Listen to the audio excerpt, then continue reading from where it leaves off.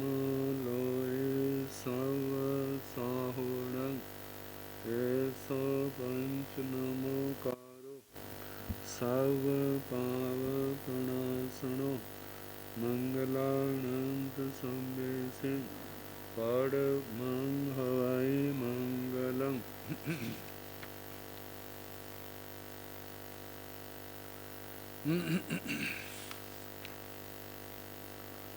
जिन शासन जिन वाणी सदा जयवंत हो, श्रवण संग सदा अविचल मंगल हो। मुक्ति को प्राप्त श्रमण भगवान महावीर स्वामी, उनकी परम पावन कल्याणी भागवती वाणी वाचक प्रमुख श्री इंद्र भूति गौतम आदि गणधर भगवंत युग प्रधानाचार्य परम पूज्य श्री सुधर्मा स्वामी जी महाराज, उनकी परम पावन पाठ परंपरा वर्तमान आचार्य ध्यान योगी परम पूज्य श्री शिव मुनि जी महाराज एवं गुरुजन सबके पावन चरण सरोजों में मेरा अनंत अनंत वार वंदना नमस्कार। आगम परिषद में विराजमान वरिष्ठ मुनिराज, अन्य मुनिवृंद, परम आदरणीय भगवती स्वरूपा महासाध्वी, श्री स्थानक सूत्र की वाचना प्रारंभ है। चतुर्थ स्थान का तृतीय उद्देशक सुनाया जा रहा। तो कल हम सुना रहे थे, पहले वाहन का वर्णन आया था यान, और उससे मिलता जुलता फिर योग्य का वर्णन आया। अब इसके आगे चत्तारी सारही पणत्ता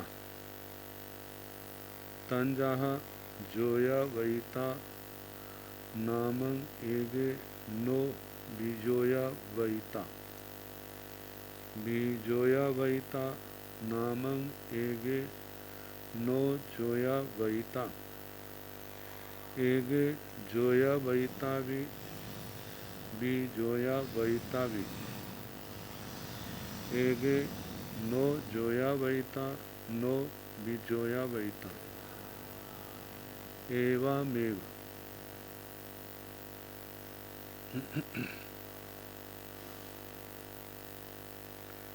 चत्तारी हयापनता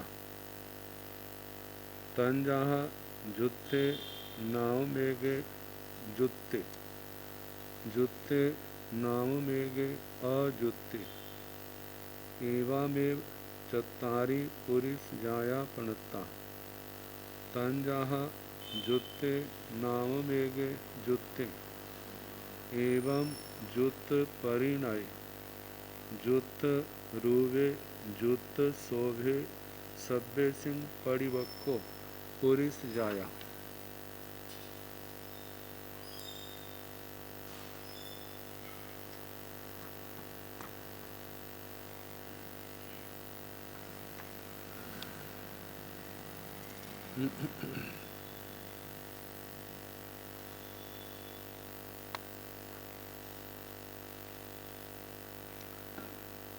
फरमाया है चत्तारी सारही पणत्ता, चार सारथी के हैं। तंजाह जैसे कि, जोया वैता नामं एगे नो बिजोया वैता, एक सारथी ऐसा है जो रथ से घोड़े आदि को जोड़ने वाला है। नो बिजोया वैता, लेकिन उनसे खोलने वाला नहीं है। कोई सारथी ऐसा है बिजोया वैता, नामं एगे नो जोया वैता। एक सारथी घोड़ों को रथ से खोलता है लेकिन रथ से जोड़ता नहीं। एगे जोया वैतावी भी जोया वैतावी।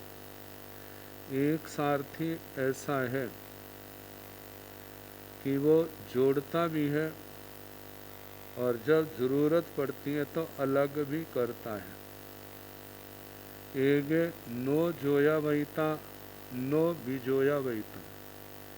एक सारथी ऐसा है वह घोड़ों को रथ से जोड़ता भी नहीं है और अलग भी नहीं करता। तो ये सारथियों के 4 प्रकार बताए। तो चौथे प्रकार में ना जोड़ने वाला ना अलग करने वाला, फिर वो सारथी कैसा। तो इसके संबंध में कहा जा सकता है, अपनी कला के अंदर विशिष्ट होने के कारण वह अपनी इच्छा से दूसरे के द्वारा घोड़ों को वहाँ लगाता, जोड़ता भी है, जुड़वाता है, खुलवाता है। और स्वयं जो है रथ कला का चलाने का विशेषज्ञ होने के कारण से वह उसको चलाता है। तो जैसे सारथी का कहा, इसी प्रकार जहाँ पर एवं एवं एवमेव लिखा है, पाठ रह गया है या, लेकिन टीका के अंदर छाया के अंदर वो पाठ नहीं है। दूसरी प्रतिमा हो, क्योंकि इसको घटाने का टीका के अंदर आचार्य हमारे ने इसको घटाया है कि एवमेव आगे नहीं है, लेकिन ऐसा होना चाहिए था आयरिया पणता 24 आयरिया पणता। 4 प्रकार के आचार्य होते हैं, जहाँ गुरुजन होते हैं सारथी की तरह। जैसे सारथी घोड़ों को जोड़ता है और खोलता है रथ से, इसी प्रकार कुछ गुरुजन दूसरों को संयम में जोड़ते हैं, लेकिन किसी को धर्म से विमुख नहीं करते, धर्म से अलग नहीं करते। दूसरे प्रकार के गुरुजन अयोग्य पाखंडी व्यक्ति को संयम से अलग तो करते हैं, लेकिन किसी को संयम में लगाते नहीं, संयम से जोड़ते नहीं। तीसरे हैं कुछ गुरुजन साधकों को संयम में जोड़ते भी हैं और अयोग्य को संयम से अलग भी करते हैं, जिससे धर्म की संग की हीनता हो। ऐसे व्यक्ति को संग से अलग भी कर देते हैं। और चौथे कुछ गुरुजन ऐसे भी होते हैं, ना संयम से जोड़ते हैं ना ही संयम से उनको अलग करते हैं। तो इनमें कहा है कि ऐसे मुनिराज जिन्होंने प्रतिमा धारण की है, जिन कल्प वृत्ति को पालन करने वाले, जहाँ कल्पातीत मुनि जो है स्वयं बुद्ध प्रत्येक बुद्ध,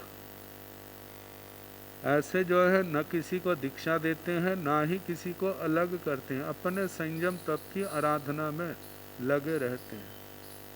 तो जैसे सारथी का घोड़ों को रथ से जोड़ने का, अलग करने का आया, उसी प्रकार धर्म के पक्ष में आचार्य गुरुजनों का वर्णन आया। आगे बताया है चत्तारी हया पणता, 4 प्रकार के घोड़े के हैं। तन जहाँ जैसे कि जुत्ते नाव में गे, जुत्ते जुत्ते नाव में गे, अजुत्ते अजुत्ते नाव में गे, जुत्ते अजुत्ते नाव में गे, अजुत्ते। चत्तारी हया पणता, 4 प्रकार के हाय घोड़े के हैं। कोई घोड़ा एगे जुत्ते नामेगे जुत्ते, कोई घोड़ा ऐसा है काठी युक्त है, अर्थात वाजीन, जिसके ऊपर बैठने की जगह अच्छी तरह बनाई है और इससे भी युक्त है। दूसरा कहा वेग आदि गुणों से भी युक्त है, प्रतिभाशाली, डरता नहीं है, गति में बहुत तीव्र चलता है, भागता है। एक घोड़ा तो ऐसा है। दूसरा घोड़ा ऐसा है जुत्ते नामेगे अजुत्ते, कोई घोड़ा काठी वाला तो है किंतु वेग आदि गुणों से संपन्न नहीं है। तीसरा है वेग आदि गुणों से तो संपन्न है लेकिन काठी आदि नहीं है। चौथा है न वेग आदि गुणों से संपन्न है, न काठी आदि से संपन्न है। तो बताया है एवं चतारी पुरुष जाया पणता, इसी प्रकार चार प्रकार के पुरुष कहे हैं तंजाहा, जैसे के जुत्ते नामेगे जुत्ते, जुत्ते नामेगे अजुत्ते, अजुत्ते नामेगे जुत्ते, अजुत्ते नामेगे अजुत्ते। चार प्रकार के पुरुष कहे हैं। जुत्ते नामेगे जुत्ते, कोई पुरुष संयम से तो युक्त है और विद्या आदि गुणों से भी संपन्न है, युक्त है। जहाँ संयम में स्थिर है, संयम से संपन्न है, संयम निष्ठ है, वहाँ पर विद्या आदि शास्त्रीय ज्ञान से भी संपन्न है। दूसरे जुत्ते नामेगे अजुत्ते, कोई पुरुष संयम से तो संपन्न है लेकिन विद्या आदि गुणों से संपन्न नहीं है। अजुत्ते नामेगे जुत्ते, एक व्यक्ति कोई पुरुष विद्या आदि गुणों से तो संपन्न है लेकिन संयम से संपन्न नहीं है। अजुत्ते नामेगे अजुत्ते, एक पुरुष ना संयम से संपन्न है ना विद्या से संपन्न है। तो इस प्रकार जिस चौभंगी बनाई, पहला संयम से भी संपन्न है और विद्या से भी संपन्न है। दूसरा संयम से तो संपन्न है लेकिन विद्या से नहीं। तीसरा विद्या से संपन्न है लेकिन संयम से नहीं, एक दोनों से ही हीन है। अब इसके आगे एवं जुत परिणय, जैसे जान के संबंध में कहा था ऐसे ही युक्त परिणत के साथ कहना। जुत्ते नामेगे जुत परिणय, जुत्ते नामेगे अजुत परिणय, अजुत्ते नामेगे जुत परिणय, अजुत्ते नामेगे अजुत परिणय। ऐसे घोड़े के लिए कहा है कि एक घोड़ा बाजीन है, मतलब के लगाम काठी आदि से बैठने की जगह है, उन सब से संपन्न है और उसके साथ सुशिक्षित भी है, जुत परिणय। और एक ऐसा है बाजीन तो है, काठी आदि से तो संपन्न है लेकिन सुशिक्षित नहीं है। तीसरा वह है कि सुशिक्षित तो है लेकिन वाजीन काठी आदि से संपन्न नहीं है। चौथा है ना तो काठी आदि से संपन्न है ना ही वह सिधाया हुआ सुशिक्षित है। तो जैसे जो चार प्रकार के घोड़े हैं एवा में चतारी पुरुष जाया पणता, इसी प्रकार चार प्रकार के पुरुष कहे। तंजाहा, जैसे के जुत्ते नामेगे जुत परिणय, जुत्ते नामेगे जुत अजुत परिणय, अजुत्ते नामेगे जुत परिणय, अजुत्ते नामेगे अजुत परिणय। एक पुरुष संयम से तो युक्त है और शुद्ध साहित्य से भी युक्त है, शास्त्र ज्ञान संपन्न है। एक पुरुष संयम से तो अवश्य संपन्न है लेकिन श्रुत परिणत नहीं, शास्त्र ज्ञान से रहित है। और एक पुरुष श्रुत साहित्य से परिणत है, अर्थात शास्त्र ज्ञान संपन्न है किंतु संयम परिणत नहीं, और एक संयम और श्रुत दोनों से ही रहित है। पहले विद्या को लेकर के आया था, अब श्रुत संपन्न। अब हम कह सकते हैं विद्या है जैसे अर्थ ज्ञान से संपन्न है, श्रुत संपन्न को हम कह सकते हैं जैसे वो सूत्र पाठ से युक्त है, और इन दोनों से मिलते जुलते हैं। मतलब अर्थ यही है कि जहाँ पर वह चारित्र से संपन्न है, वहाँ पर विद्या से भी ज्ञान से भी संपन्न है। इसी प्रकार आगे बताया है कि जुत्त रूपे युक्त रूप, जुत्ते नामेगे जुत्त रूपे, जुत्ते नामेगे अजुत्त रूपे, अजुत्ते नामेगे जुत्त रूपे, अजुत्ते नामेगे अजुत्त रूपे। 4 प्रकार के घोड़े हैं, एक युक्त है और युक्त रूप है। ताकि एक घोड़ा युक्त सुशिक्षित है लेकिन सर्वांग सुंदर भी है, युक्त रूप, और एक घोड़ा सुशिक्षित अवश्य है लेकिन सर्वांग सुंदर नहीं है। एक घोड़ा सर्वांग सुंदर है लेकिन सुशिक्षित नहीं, एक घोड़ा ना सुशिक्षित है ना ही सर्वांग सुंदर है। एवं में चतारी पुरुषाया बनता, इसी प्रकार 4 प्रकार के पुरुष कहे हैं। सारा सूत्र पाठ जो है केवल मतलब जुत्त रूपे जुत्त शोभे इन शब्दों से कह दिया है, बाकी जो है पूर्व सूत्र पाठ के अनुसार पाठ का जानना। तो कहा इसी प्रकार 4 प्रकार के पुरुष कहे हैं। जैसे एक पुरुष न्याय नीति या संयम से संपन्न है और साथ ही रूपवान भी है, और एक पुरुष न्याय नीति संयम से तो संपन्न है लेकिन रूपवान नहीं। एक पुरुष सर्वांग सुंदर है किंतु संयम या न्याय नीति से संपन्न नहीं है। एक पुरुष ना न्याय नीति से संयम से संपन्न है, ना ही रूप से संपन्न है।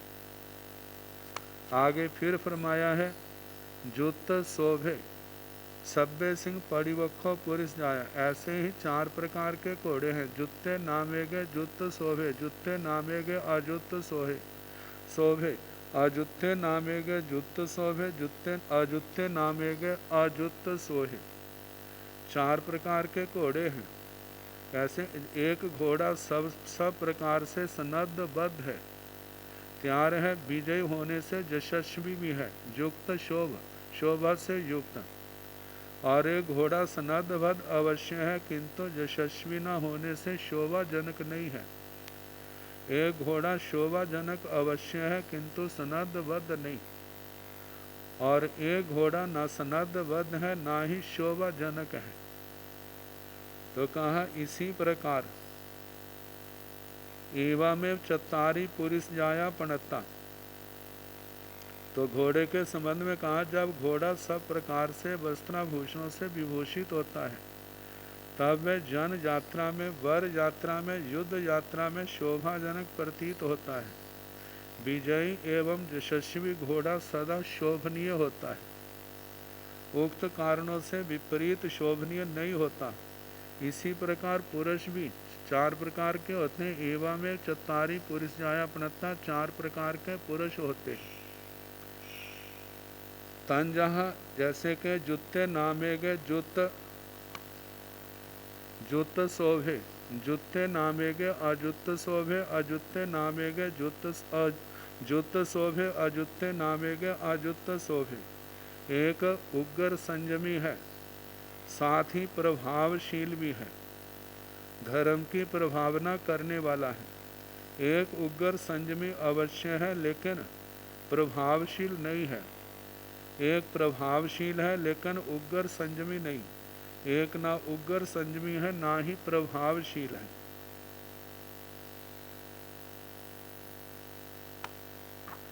आगे बताएं चतारी गया पणता, तंजहा जुत्ते नामेगे जुत्ते, जुत्ते नामेगे अजुत्ते, अजुत्ते नामेगे जुत्ते, अजुत्ते नामेगे अजुत्ते।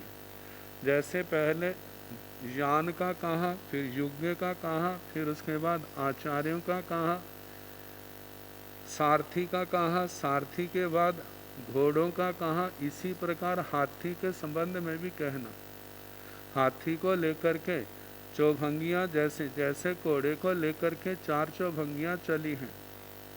एक तो जुत्ते नामेगे, जुत्ते वाली, जुत्त रूबे, जुत्त शोभे और जुत्त परिणय, ये 4 प्रकार की चौभंगियाँ। इसी प्रकार हाथी को लेकर के भी कहना कि जुत्ते नामेगे जुत्ते, जुत्ते नामेगे अजुत्ते, अजुत्ते नामेगे जुत्ते, अजुत्ते नामेगे अजुत्ते, 4 प्रकार के हाथी कहे हैं। तो कहते हैं जिस प्रकार चतुर्भंगियाँ अश्व की और 4 चतुर्भंगियाँ पुरुषों की वर्णित की गई हैं, ऐसे ही 4 चौभंगियाँ हाथी और पुरुषों को लक्ष्य में लेकर के कल्पित कर लेनी चाहिए। दोनों को मिलाकर के 8 चतुर्भंगियाँ होती हैं। हाथी की पीठ पर पलान और अंबारी होती है। हाथी में स्वाभिमानिता, बुद्धिमत्ता, शूरवीरता आदि सैकड़ों गुण होते हैं। उसे महान एवं सशक्त व्यक्ति ही रख सकता है, सामान्य व्यक्ति नहीं। सब उससे काम ले सकता है। हाथी की उपमा सर्वोत्तम मानी जाती है। सर्वोत्तम उपमा से सर्वोत्तम उपमेय को उपमित किया जा सकता है। तो जैसे घोड़े की कही थी, इसी प्रकार हाथी के संबंध में तो जैसे कहा था घोड़ा काठी युक्त होता है, वेग आदि गुणों से संपन्न होता है, ऐसे हाथी भी पलान से, जो उसका ऊपर बैठने की जगह होती है, उससे संपन्न है और उसके साथ वेग आदि गुणों से भी संपन्न है। कोई हाथी ऐसा है पलान आदि से तो संपन्न है लेकिन वेग आदि गुण नहीं है। कोई हाथी ऐसा है वेग आदि गुण तो है लेकिन ऊपर पलान अंबारी नहीं है। कोई हाथी ऐसा इन दोनों से ही रहित है।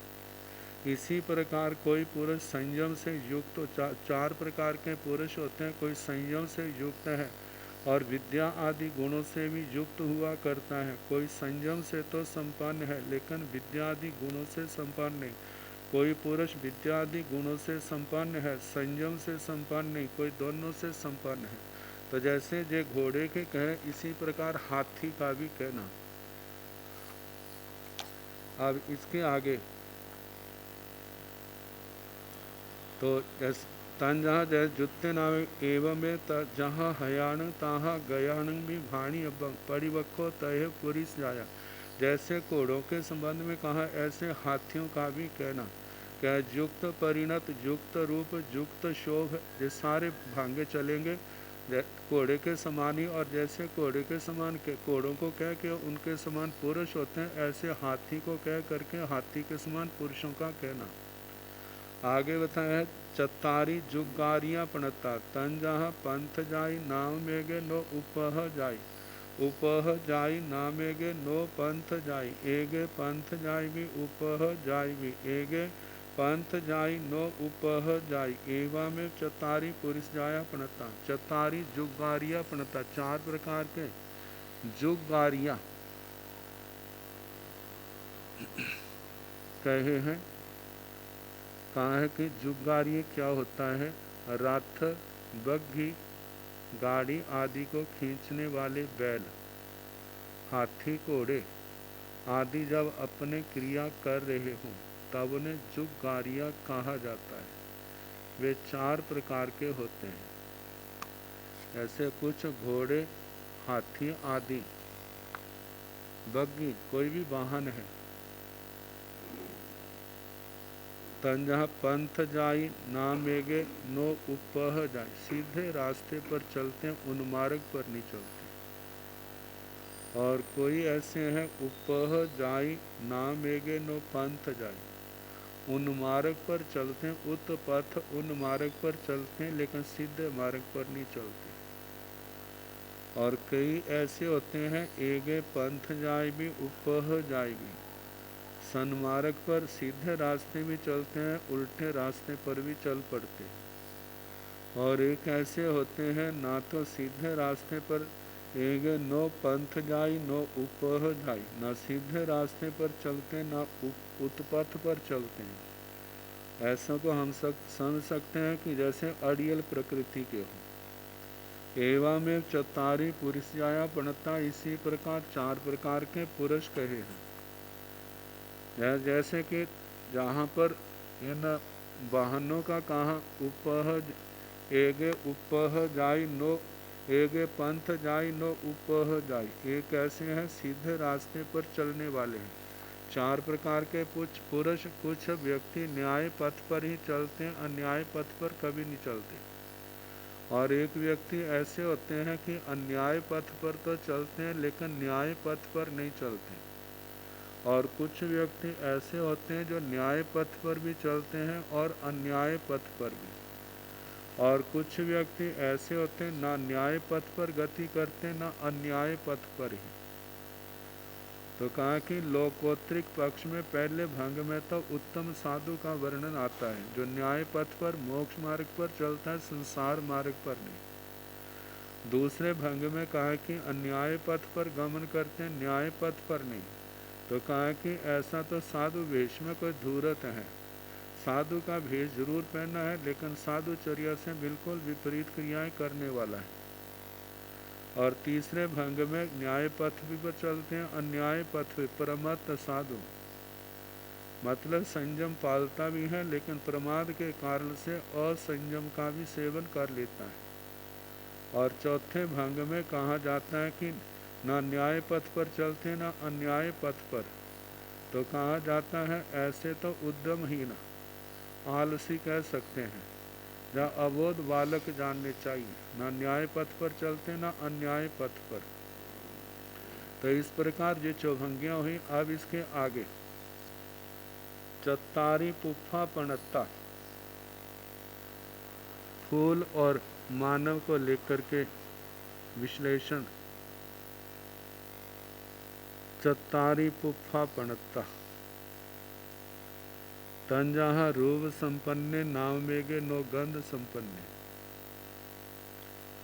गंध संपन्ने नाम मेगे नो रूप संपन्ने, एगे रूप संपन्ने भी गंध संपन्ने भी, एगे नो रूप संपन्ने नो गंध संपन्ने।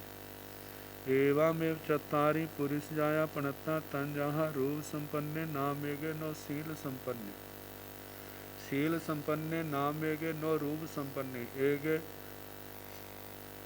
रूप संपन्ने भी शील संपन्ने भी, एगे नो रूप संपन्ने नो शील संपन्ने। जहाँ पर पहली चौभंगी पहले फूल का वर्णन किया कि फूल कैसे होते हैं। कहा कुछ फूल ऐसे हैं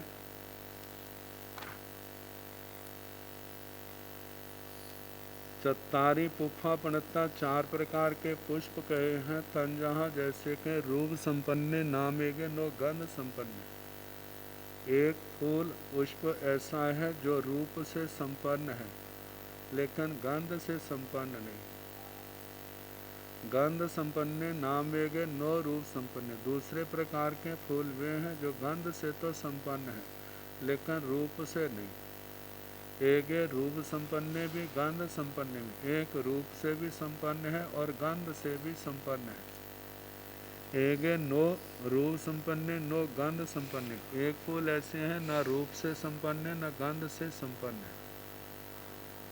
कहते हैं जिन वृक्षों और बल्लियों पर बेलों पर फल लगने से पूर्व फूल लगते हैं वे प्रायः रूपवान तो होते ही हैं किंतु सुगंधित नहीं होते।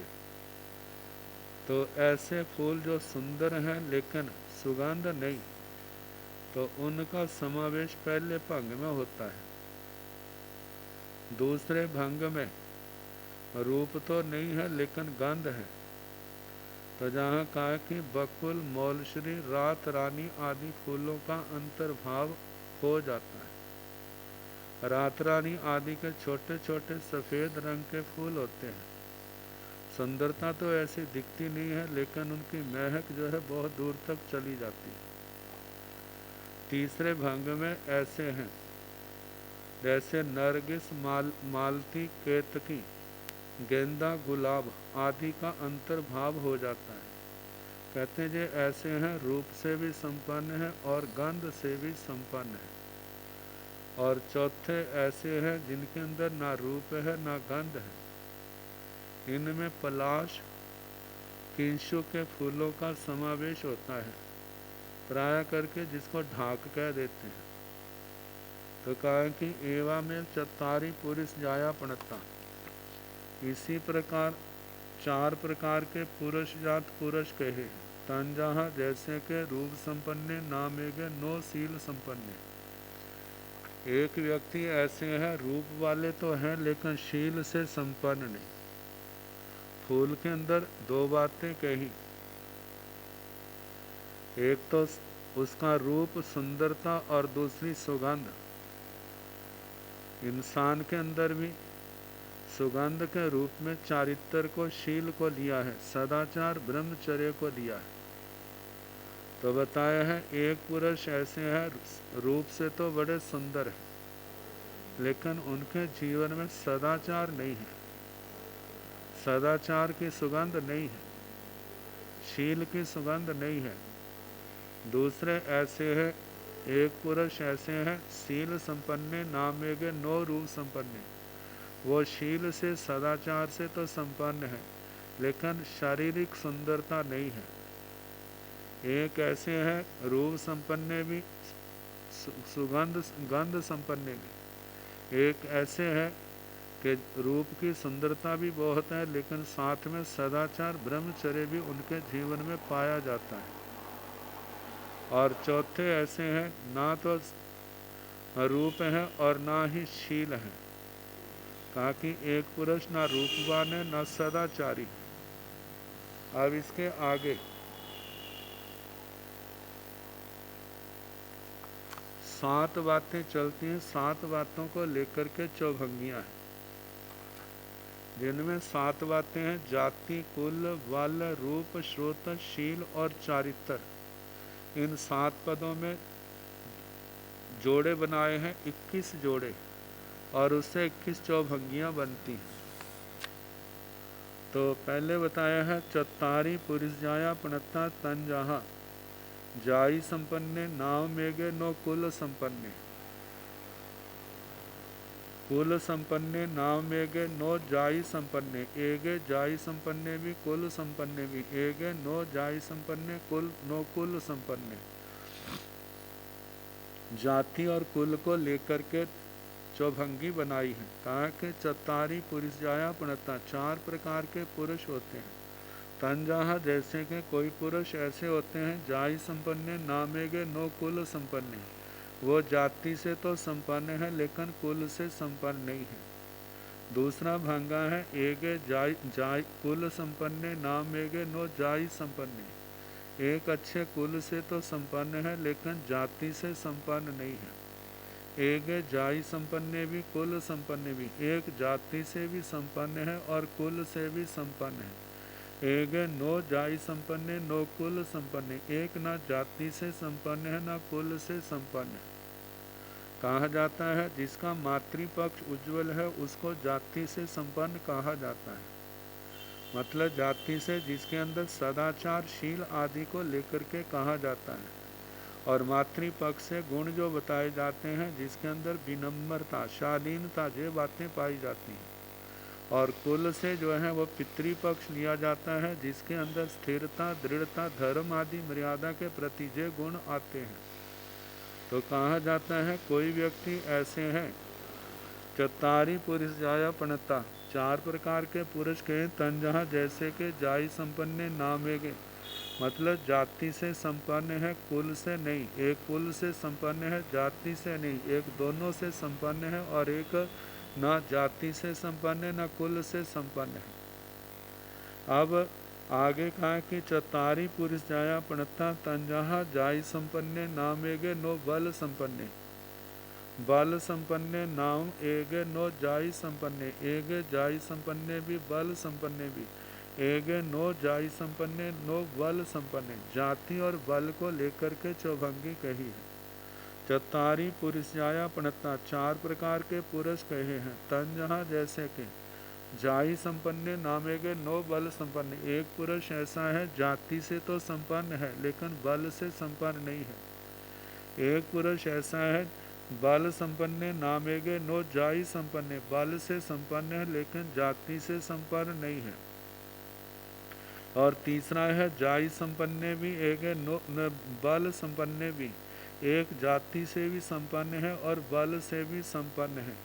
एक नो जाति संपन्न नो बल संपन्न। एक पुरुष ऐसा है ना जाति से संपन्न है ना बल से संपन्न है। आगे बताएं, एवं जाइए रूपेण, इसी प्रकार जाति और रूप से चौभंगी कहनी। जाई संपन्ने नाम एगे नो रूप संपन्ने, रूप संपन्ने नाम एगे नो जाई संपन्ने, एगे जाई संपन्ने भी रूप संपन्ने भी, एगे नो जाई संपन्ने नो रूप संपन्ने। जाति और रूप को लेकर के चौभंगी कही है। चतारी पुरुष जाया पणता तन, जहाँ 4 प्रकार के पुरुष कहे जैसे कि जाई संपन्न नाम एगे नो रूप संपन्न, एक जाति से संपन्न है लेकिन रूप से संपन्न नहीं है। दूसरा ऐसा है रूप से संपन्न है जाति से नहीं, एक जाति से भी संपन्न है रूप से भी संपन्न है, एक ना जाति से संपन्न है ना रूप से संपन्न है। चतारी अलापगा, ये 4 अलापक एवं जाइए सुएण, इसी प्रकार जाति और श्रुत के संबंध में चौभंगी कहनी कि जैसे जाति और श्रुत से जाई संपन्ने नामेगे नो सूय संपन्ने, सूय संपन्ने नामेगे नो जाई संपन्ने, एगे जाई संपन्ने भी सूय संपन्ने भी, एगे नो जाई संपन्ने नो सूय संपन्ने। एक जाति से संपन्न है लेकिन श्रुत से संपन्न नहीं, एक श्रुत से संपन्न है जाति से संपन्न नहीं, एक जाति से भी संपन्न है श्रुत से भी संपन्न है, एक ना जाति से संपन्न है ना श्रुत से संपन्न है। एवं जाइए शील, इसी प्रकार जाति और शील से चौभंगी कहनी। एक जाति से संपन्न है शील से नहीं, एक शील से संपन्न है जाति से नहीं, एक जाति से भी संपन्न है शील से भी संपन्न है, एक ना जाति से संपन्न है ना शील से संपन्न है। एवं इसी प्रकार जाइए चरित्र, जाति और चरित्र के साथ चौभंगी कहनी।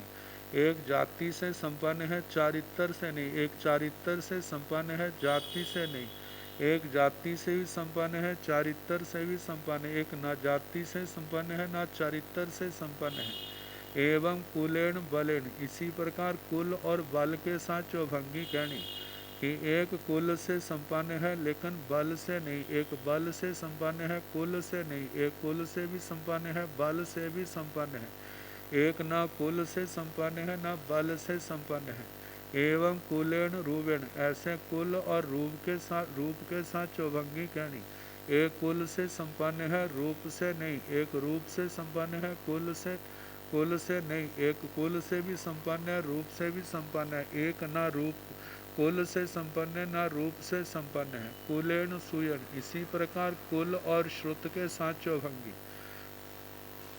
एक व्यक्ति कुल से संपन्न है लेकिन श्रुत से संपन्न नहीं, एक श्रुत से संपन्न है कुल से नहीं, एक कुल से भी संपन्न है श्रुत से भी संपन्न है, एक ना कुल से संपन्न है ना श्रुत से संपन्न है। कुलेन शीलेन, इसी प्रकार कुल और शील के साथ चौभंगी। एक कुल से संपन्न है शील से नहीं, एक शील से संपन्न है कुल से नहीं, एक कुल से भी संपन्न है शील से भी संपन्न है, एक ना कुल से संपन्न है ना शील से संपन्न है। कुलेन चरितेन, इसी प्रकार कुल और चारित्र के साथ चौभंगी। एक कुल से संपन्न है चारित्र से नहीं, एक चारित्र से संपन्न है कुल से नहीं, एक कुल से भी संपन्न है चारित्र से भी संपन्न है, एक ना कुल से संपन्न है ना चारित्र से संपन्न है। चतारी पुरुष जाया पणता तन, जहाँ बल संपन्न नामेगे नो रूप संपन्न।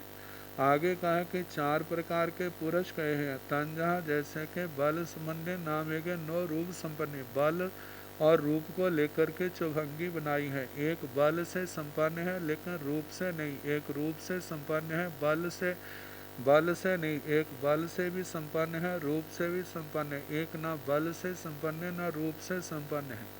एवं बलेन सुएण, इसी प्रकार बल और श्रुत के साथ भी चौभंगी कहनी।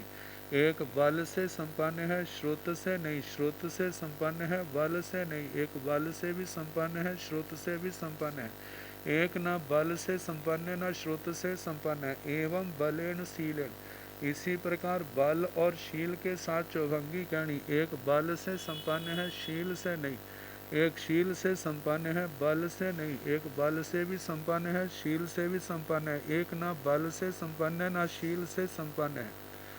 एवं बलेन चरितेन, इसी प्रकार बल और चरित्र के साथ चौभंगी कहनी। एक बल से संपन्न है, चारित्र से नहीं। एक चारित्र से संपन्न है, बल से नहीं। एक बल से भी संपन्न है, चारित्र से भी संपन्न है। एक न बल से संपन्न है, न चारित्र से संपन्न है। चत्तारी पुरुषाया प्रणता तंजहा रूप संपन्न नामेगे नो सूय संपन्न। चार प्रकार के पुरुष कहे हैं। तंजहा जैसे के रूप और श्रुत को लेकर के चौभंगी है। एक रूप से संपन्न है लेकिन श्रुत से संपन्न नहीं है। एक श्रुत से संपन्न है, रूप से संपन्न नहीं। एक रूप से भी संपन्न है, श्रुत से भी संपन्न है। एक न रूप से संपन्न है, न श्रुत से संपन्न है। एवं रूपेण शीलेन, इसी प्रकार रूप और शील के साथ में चौभंगी कहनी। एक रूप से संपन्न है, शील से नहीं। एक रूप शील से संपन्न है, रूप से नहीं। एक रूप से भी संपन्न है, शील से भी संपन्न है। एक न रूप से संपन्न है, न शील से संपन्न है। रूपेण चरित्रेण, इस प्रकार रूप और चारित्र के साथ चौभंगी।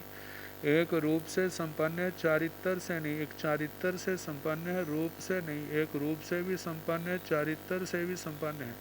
एक न रूप से संपन्न है, न चारित्र से संपन्न है। चत्तारी पुरुष जाया प्रणता तंजहा सूय संपन्ने नामेगे नो शील संपन्ने। चार प्रकार के पुरुष कहे हैं। तंजहा जैसे के श्रुत और शील को लेकर के चौभंगी। एक श्रुत से संपन्न है लेकिन शील से संपन्न नहीं। एक शील से संपन्न है, श्रुत से नहीं। एक श्रुत से भी संपन्न है, शील से भी संपन्न है। एक ना श्रुत से संपन्न है, ना शील से संपन्न है। एवं सुवेण चरित्र, इस प्रकार श्रुत और चारित्र के साथ चौभंगी। एक श्रुत से संपन्न है, चारित्र से नहीं। एक चारित्र से संपन्न है, श्रुत से नहीं। एक श्रुत से भी संपन्न है और चारित्र से भी संपन्न है। एक न श्रुत से संपन्न है, न चारित्र से संपन्न है। ये चत्तारी पुरुष जाया प्रणता तंजहा शील संपन्न नामेगे नो चरित्र संपन्न। चार प्रकार के पुरुष कहे हैं। तंजहा जैसे के शील संपन्ने नामेगे नो चरित्र संपन्ने। चरित्र संपन्ने नामेगे नो शील संपन्ने। एक शील संपन्ने भी चरित्र संपन्ने भी। एक नो शील संपन्ने नो चरित्र संपन्ने। चार प्रकार के पुरुष कहे हैं। जैसे कि एक शील संपन्न है, चारित्र से संपन्न नहीं। एक चारित्र से संपन्न है लेकिन शील से नहीं। एक शील से भी संपन्न है, चारित्र से भी संपन्न है। और एक न शील से संपन्न है, न चारित्र से संपन्न है। एथे एक विषम भंगा भाणी अब्बा। एथे जे जो है एक विषम भंगा 21 भंग भाणी अब्बा कहने चाहिए।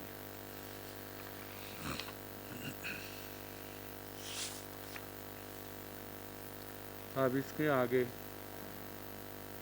फल की उपमा, मतलब चार प्रकार के फलों का वर्णन किया है और उसके साथ उन फलों के समान चार प्रकार के आचार्यों का वर्णन किया है।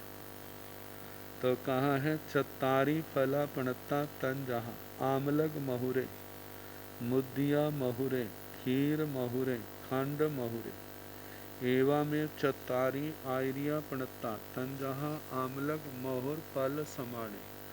जाव खंड महुर फल समाणे।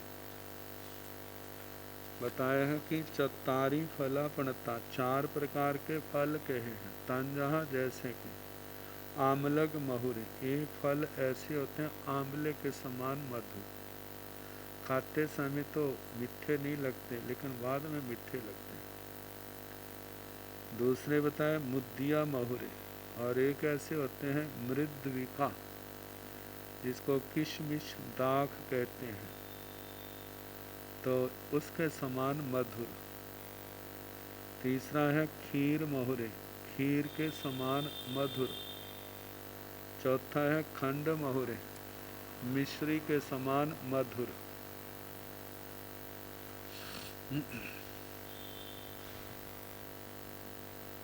एवं एक चत्तारी आयरिया प्रणता, इसी प्रकार चार प्रकार के आचार्य कहे। तंजहा जैसे के आमलग महुर फल समान, आंवले के समान मधुर। जैसे आंवला मधुर होता है, पहले तो खट्टा लगता है, बाद में मीठा लगता है। और आंवले के लिए कहा जाता है जो अमृत फल है, शरीर के लिए बड़ा अच्छा है। तो इसी प्रकार कहा जाता है कि एक ऐसे आचार्य जिनके वचनों में कड़वाहट आ जाती है, अनुशासन में कठोरता, और उस समय तो क्या लगते हैं, रुखे लगते, अच्छे नहीं लगते, लेकिन जो आत्माएं उन वचनों को शांति से सह लेते हैं और उन बातों का ध्यान रखते हैं, जैसा शरीर के लिए वो आंवला अमृत का रूप बन जाता है, इसी प्रकार ऐसे आचार्यों के वचन भी इस आत्मा के जन्म जन्म की कर्म की बीमारी को मिटाने वाले बन जाते हैं। तो इस प्रकार ऐसे आचार्य आंवले के समान है। दूसरा बताया है मुद्दिया फल महुर समाने, मृद्दिका द्राक्षा किशमिश के समान जो मधुर है, इसमें खटास नहीं होती। तो कहा कि द्राक्षा जैसे खाते समय मीठी लगती है, परिणाम भी इसका अच्छा होता है विधि से लिया जाए। तो इसी प्रकार कहा कि आचार्य भगवंत ऐसे जिनकी जबान में भी मिठास है, व्यवहार में भी मिठास है, और उनकी शिक्षा भी वह अनंत कल्याणकारिणी है, और उस कल्याणकारिणी शिक्षा का जो आचरण करते हैं उन आत्मा के भी जन्म जन्म सुधर जाते हैं। तो ऐसे आचार्यों को मृद्वी का मतलब के द्राक्षा किशमिश के समान कहा है। तीसरे जो हैं उनका कहा है कि खीर महुरे, खीर के समान, या क्षीर फल जो अत्यंत मधुर होता है उसके समान। इसको खीर को सामान्य भाषा में कहा जाता है क्षीर पायस, खीर के समान, जिसमें दूध भी है, चावल भी है, ड्राई फ्रूट भी डाला हुआ है, और उसके साथ शर्करा, वो चीनी भी हो सकती है, गुड़ शक्कर भी हो सकते हैं, जिनके कारण से उस खीर के अंदर मधुरता आ गई है। ऐसे ही आचार्य भगवान जिनकी जबान में मधुरता भी है, संदिग्धता भी है, हित की भावना भी है, और जो उनकी शिक्षा है वो अमृत तुल्य। तो ऐसे जो हैं उनको खीर के समान कहा है। चौथा है खंड महुर फल समाने, खांड के तुल्य समान मधुर फल वाले। इनके अंदर और मधुरता और मिठास बढ़ गई है, जिनके आचार में, व्यवहार में, बोल व्यवहार में सब प्रकार से मधुरता है। तो कहा ऐसे आचार्य जो है खांड उस मिश्री के समान। तो इनके संबंध में कहा कि आचार्य संघ का शासक है। शासक की भाषा में कुछ कठोरता आ ही जाती है, परंतु सफल आचार्यत्व तो वही है जो मधुर वाणी द्वारा संपन्न हो, क्योंकि आचार्य में साधुत्व, शासकत्व, सर्व कल्याण की भावना का समन्वय होता है। साधुत्व मधुरता से ही सुशोभित होता है। अतः उपर्युक्त विवेचन में माधुर्य की दृष्टि से आचार्य का विश्लेषण हुआ है।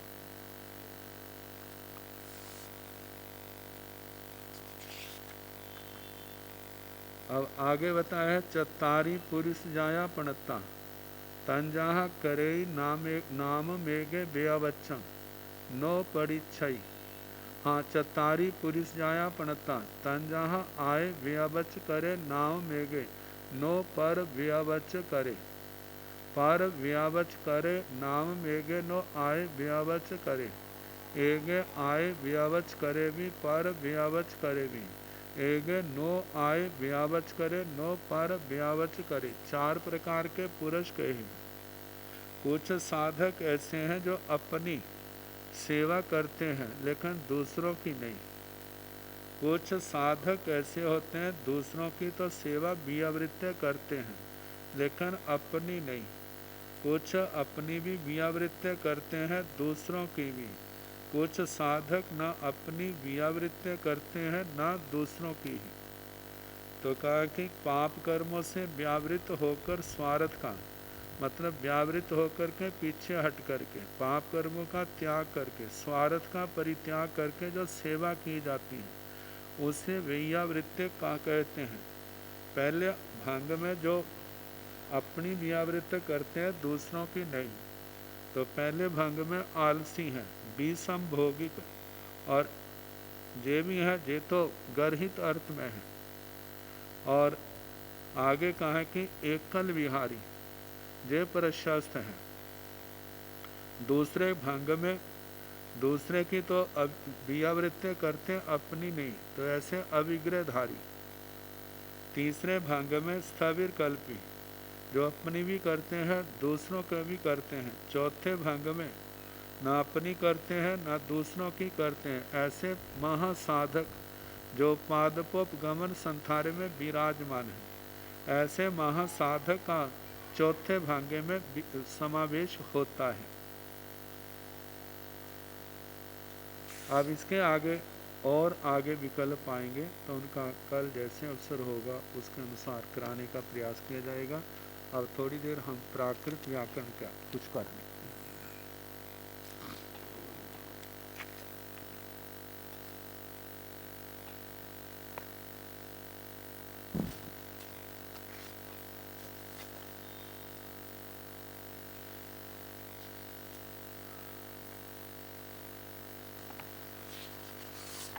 दूसरा पाद 198वां सूत्र है। हु खु निश्चय वितरक संभावन विस्मय।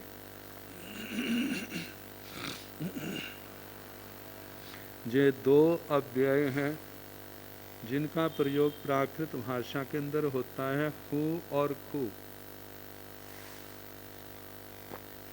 जैसे आता है एवं खु नानीनो सारंग,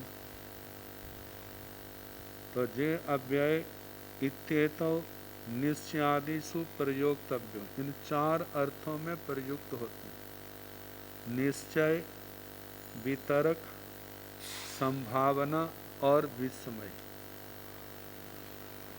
तो पहला जो निश्चय अर्थ है,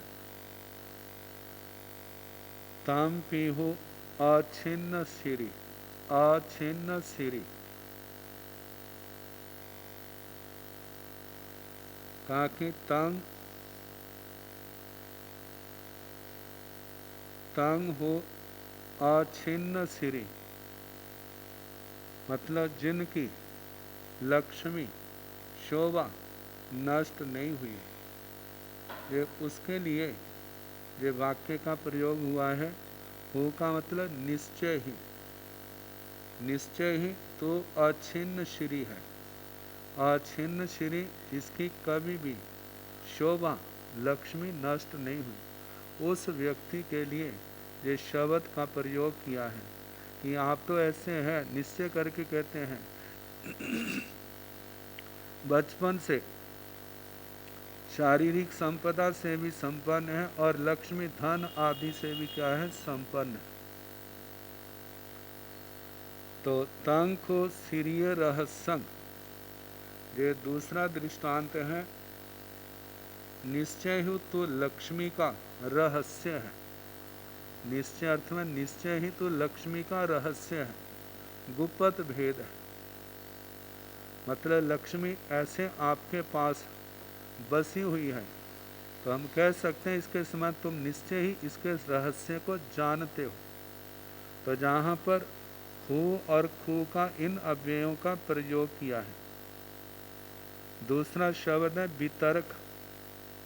वितरक जो है ऊह और संशय इन दोनों में आता है।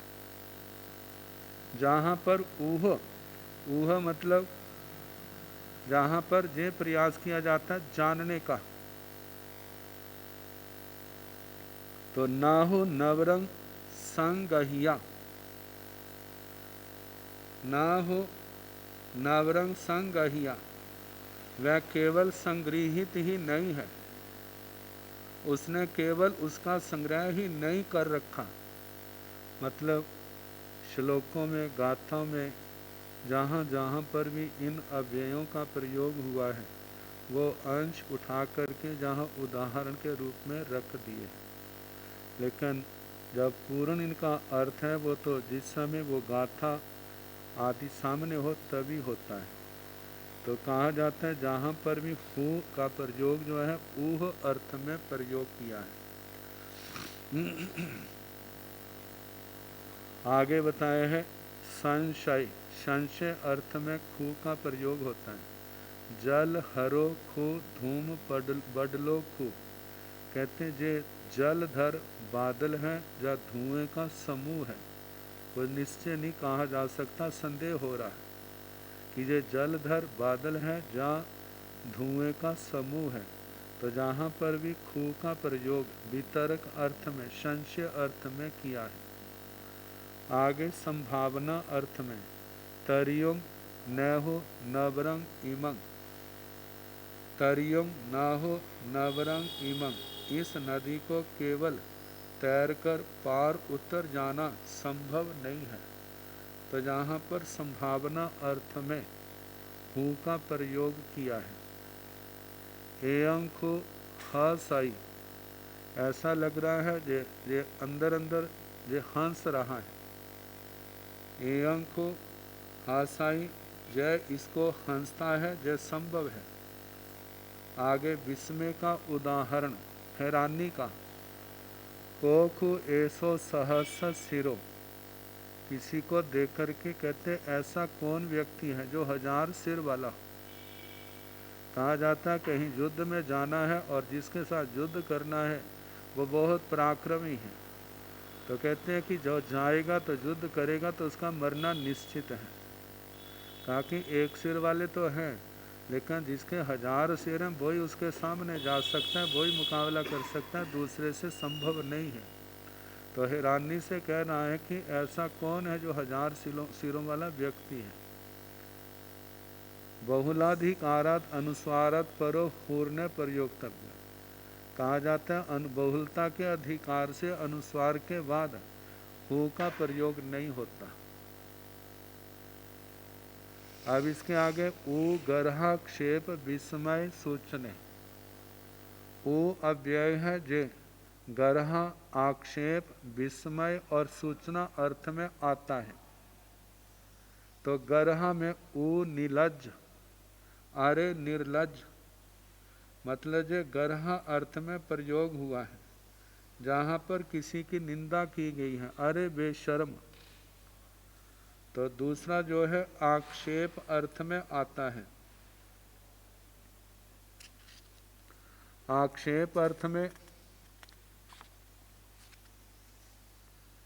जिसका कहा प्रक्रांतस्य वाक्यस्य विपर्यासा शंकाया विनिवर्तन लक्षण आक्षेप है।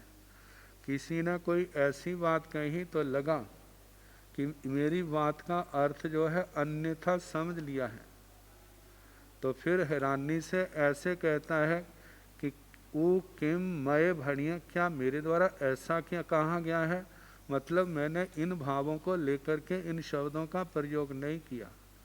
तो इन अर्थों में ऊ इस अव्यय का प्रयोग होता है। विस्मय में, विस्मय अर्थ में ऊ कह मुनिया अहय, तो हैरानी अर्थ में कह मुनिया अहयं, मेरे को कैसे जाना गया, मैंने तो अपने आप को बहुत छिपा के रखा था, दूसरों ने कैसे जान लिया।